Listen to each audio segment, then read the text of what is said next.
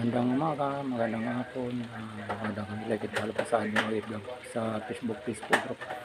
Follow yung live reaction stream at change page po, like and follow. Stars and sa follow po, like and follow po. Welcome to my Facebook channel po. Kasi hindi pa naman yung sa page dito po. Ano ba ito? Follow po, ayun, subscribe po. Ang ating dito mga sing ay pork kasim binili. Ingredient, garlic, onions, paminta, bell peppers, ice-tinder ng gulay ng patatas. Yan.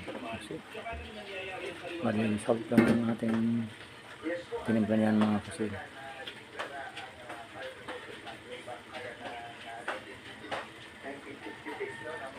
Nag-live shot ako mga sa mga followers and viewers po. Pero kasama ko yung araw.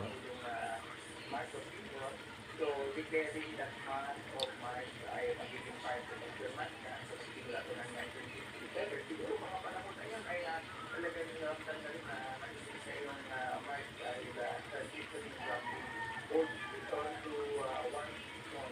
Kaya itong unang linggo pa lang ng March ay ramdam na natin yung medyo kasisangan na napakasarap po yung pagkakit po yung laman mo kasi ating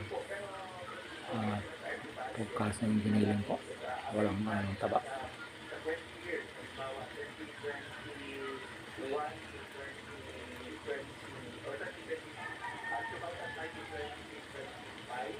So kung titignan natin yung average dito, one talaga ang pinakamataas na importante ng sulok ay active, no?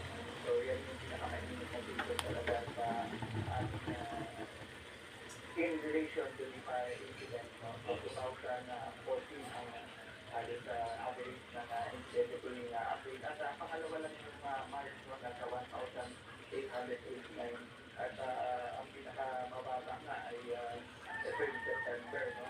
Nag-average lang ng 879. So sa taong ito, yung last year na lang tayo, ang number of fire incidents natin ay umabot sa 15,000 plus. So kung ikumpara natin yan sa previous ngayon, ay magiging tumaas ng 7%. No? Yung January 1 na March 5 pa lang meron tayong data dito. Siguro for din, dahil sa init ng panahon, mas maraming gumagamit ng, halimbawa, electric fan or air conditioning unit, yung iba hindi na kinakaya nung load capacity nung kanilang connection, kaya nagkakaroon ng sunog.